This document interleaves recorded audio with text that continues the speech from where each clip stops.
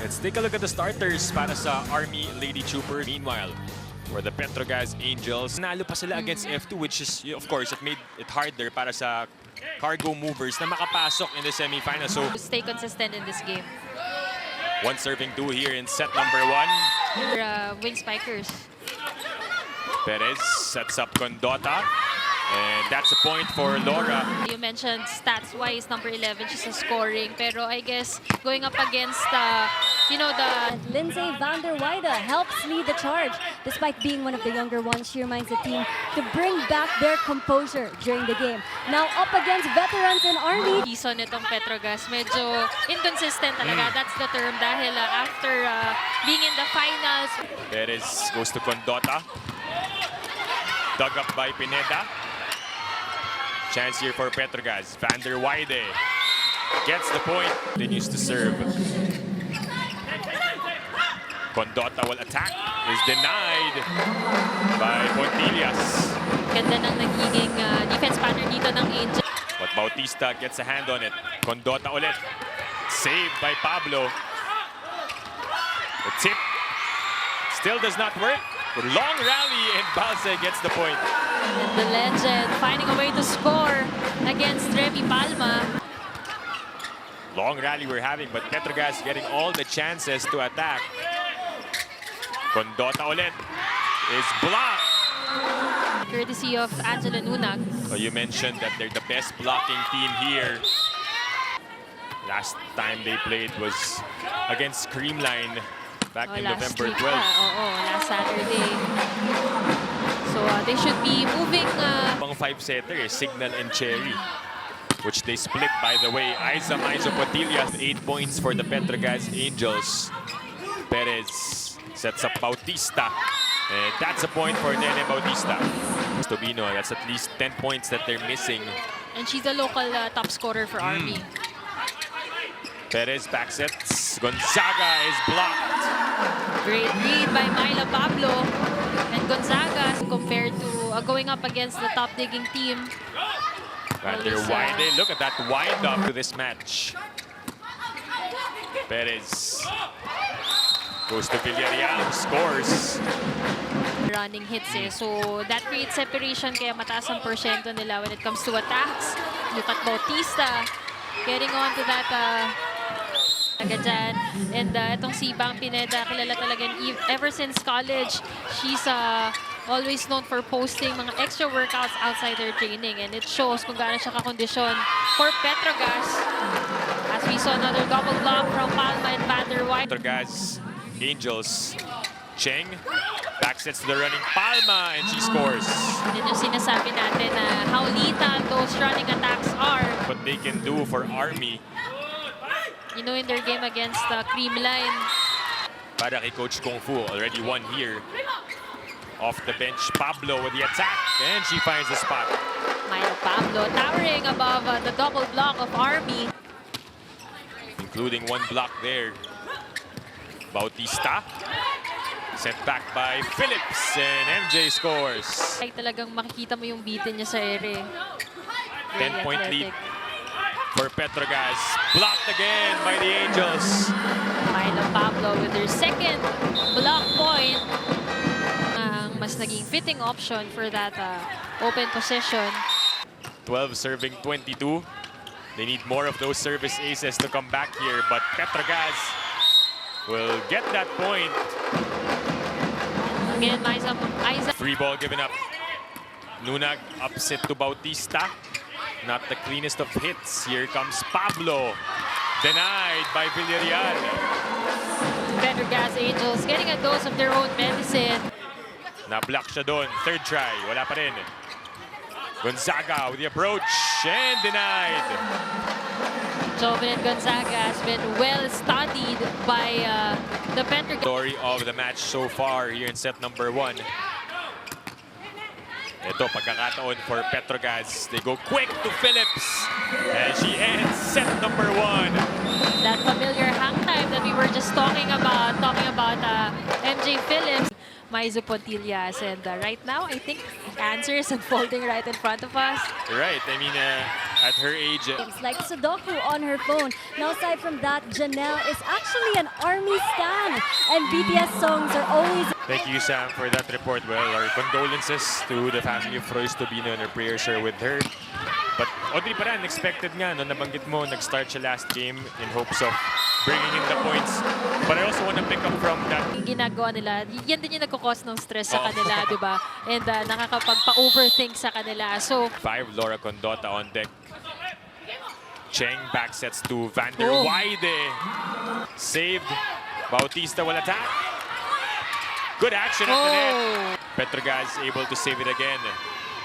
Let's see if Army can take advantage. Villarreal is blocked. it's really a challenge to get past the blocking. So, Petro Win for all. Action continues here in set number 2. 5 points ang abante ng Petro Gazz. Pontillas. kahit hindi nakaka-kill block itong Petro Gazz, ang dami pa rin nila. Halos lahat ng atake, nagkakaroon sila ng block touches. Ooh, solid block there on the part of Army. But this time, Villarreal, Game. right now, nakadalawa na rin itong si Myla Pablo na block point. So effortless with how she plays the game.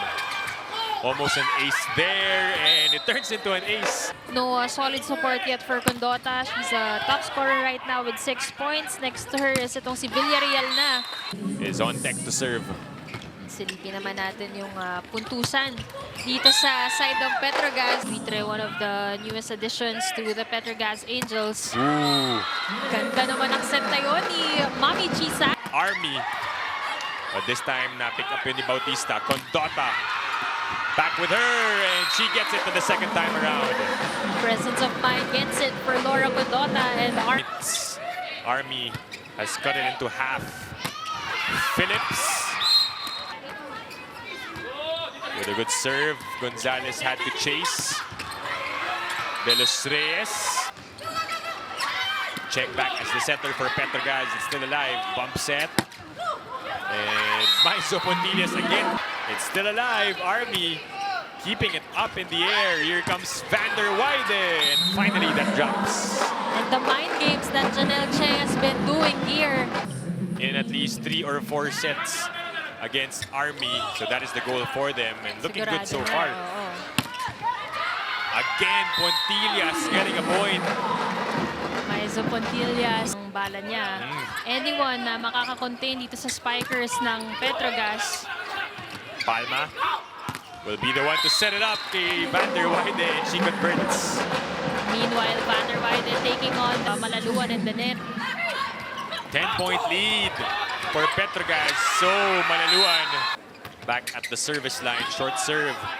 11 points ang abante ng Petro Gazz. They look to add, but Gonzaga. And apart from that, they're also both very good beach volleyball players. Kaya yung control sa bola. Good serve. Perez goes back to Gonzaga. This time, nakuha ni Pontillas. Pablo, the approach. And Pablo will score. Again, yan yung nagiging attempt ng spikers nitong Petro Gazz Angels. No? Set point once again for the Angels. Gonzaga blocked by none other than Myla Pablo. Myla Pablo already with 3 block points. And another one, her third one rather, to finish things off. Match. Petro Gazz only needing 1 more set to enter the semifinals and take the number 3 spot. And we start. And she digs that one up. Lindsay with the approach. Condota picks it up. It's a long rally we're having for this second point. And Van der Weide. They set up Gonzaga, who tried to avoid the blockers, but Phillips.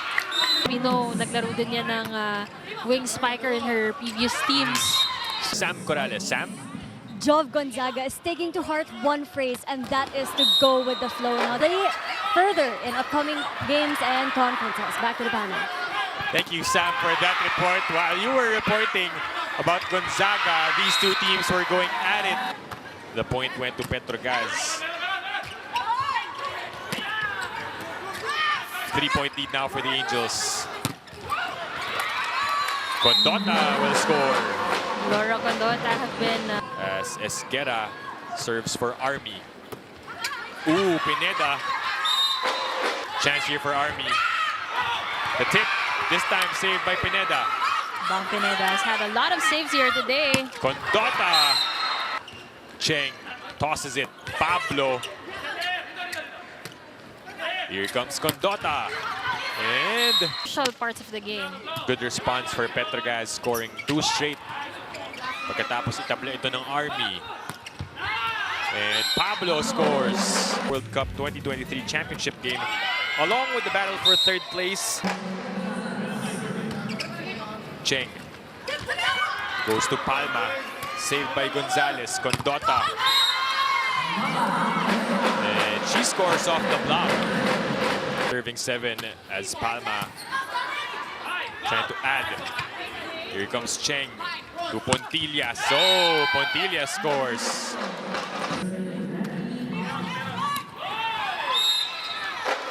That's another ace. Chance here for Petro Gazz to set up their play. Phillips. Nunag was there again to pop it up, and Condota will score. With the first ball, Phillips babawi, but Condota was there to pick it up. By 4 points. Gonzalez back sets to Villarreal. Saved by Van der Weide. 13 here in set number 3. That is over received, and Esguerra takes advantage. Gonzalez tosses it to Bautista. Sent back. Pablo with a serve. Gonzalez goes back row to Condota, and that's a clean rejection.